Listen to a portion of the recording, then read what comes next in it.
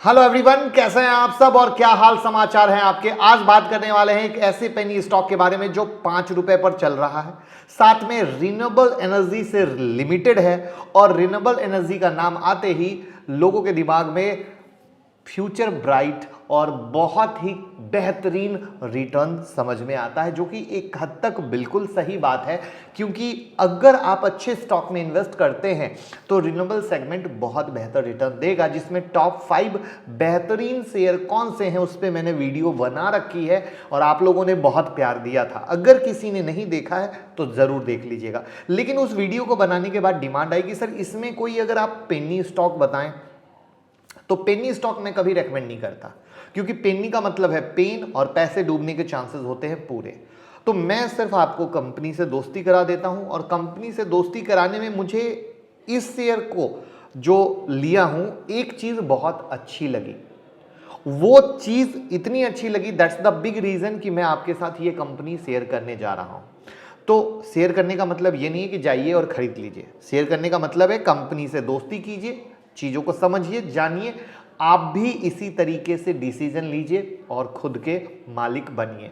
तो मैं मुकुल अग्रवाल आपका आप ही के यूट्यूब चैनल में स्वागत करता हूं। जो भी नए लोगों चैनल को सब्सक्राइब करें, बेल आइकॉन हिट करें और रात के 8:30 बजे का शो कभी मिस ना करें, जहां देते हैं कुछ ट्रेड हमारी फैमिली कमा सके। और स्टॉक मार्केट के किसी भी ब्रेकिंग न्यूज के लिए ट्विटर और टेलीग्राम से जुड़ जाइए, सारी न्यूज सबसे पहले सिर्फ आपके पास रहेगी।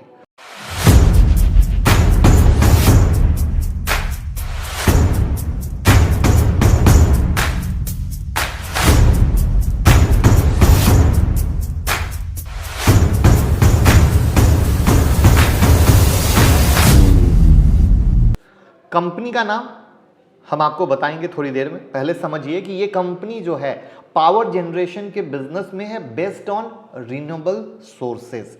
ये ध्यान रखिएगा।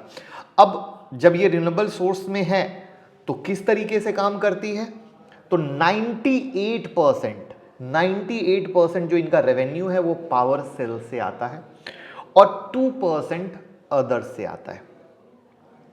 अब इनका बिजनेस इंडिया में कितना है, दूसरे देशों में कितना है, तो 93% रेवेन्यू इंडिया से आता है और 7% रेवेन्यू आउट ऑफ इंडिया से आता है। अब यहां पर अगर कंपनी के पास डाइवर्सिफाइड पोर्टफोलियो में बात करें तो डाइवर्सिफाइड पोर्टफोलियो है विंड एनर्जी पावर प्लांट का। जी हां, विंड एनर्जी पावर प्लांट का।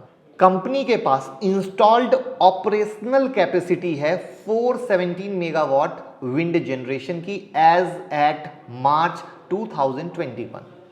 लेकिन यहां पर चूंकि पेनी स्टॉक है और कर्ज ना हो ऐसा हो ही नहीं सकता, इनके ऊपर कर्ज है 1255 करोड़ का।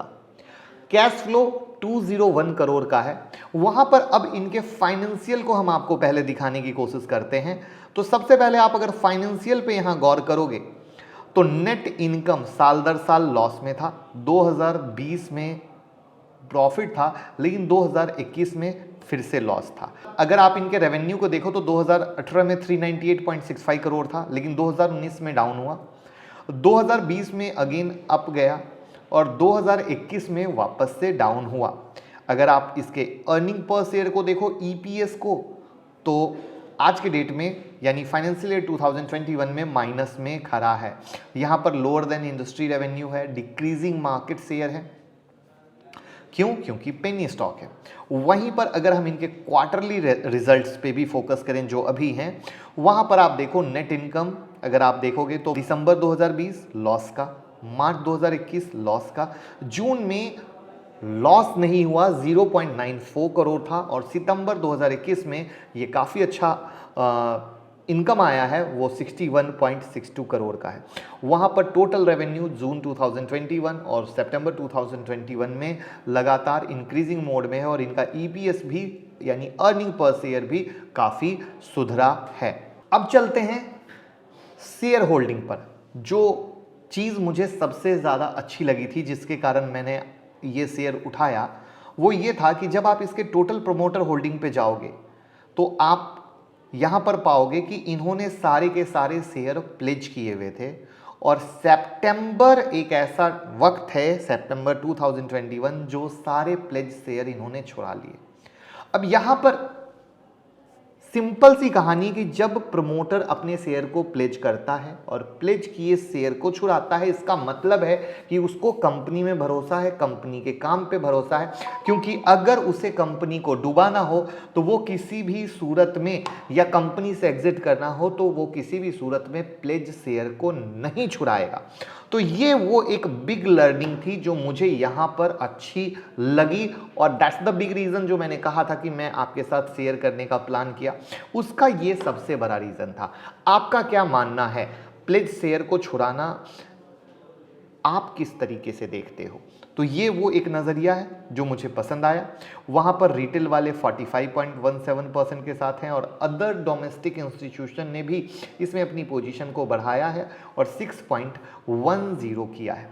अगर आप पीयर कंपैरिजन में आओगे तो जैसा कि पेनी स्टॉक है, अगेन है, तो पी रेशियो माइनस में है, पीवी रेशियो बहुत लो पे है, बट मुझे नहीं लगता कि पेनी स्टॉक को अच्छे किसी स्टॉक से कंपेयर करने की कहीं भी ज़रूरत होती है या ज़रूरत नीड है, तो मुझे नहीं लगता है।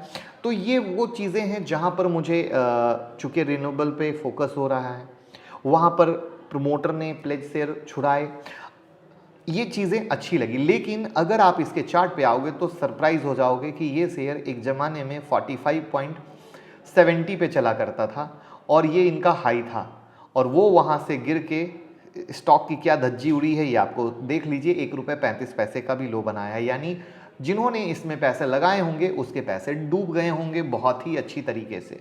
लेकिन चूंकि अब पिछले कुछ टाइम से रिन्यूएबल एनर्जी पे एक्सट्रीम लेवल पे फोकस है और साथ में इनका सितंबर का रिजल्ट सुधरा है, प्रमोटर ने प्लेज शेयर को छुड़ाया है, दैट्स द बिग रीज़न यहाँ पर आप तेजी देख रहे हो। तो ये थी कंपनी से दोस्ती, एक पेनी स्टॉक से क्यों कराई, किस लिए कराई, क्या रीज़न था, वो चीज़ें मैंने शेयर की हैं। तो आप इसको अपने रडार पे रख सकते हो, मैं भी इसको अपने रडार पे रखूँगा। और एज अ दोस्ती कराने के लिए कैसे लगी दोस्ती कमेंट बॉक्स में ज़रूर बताइएगा।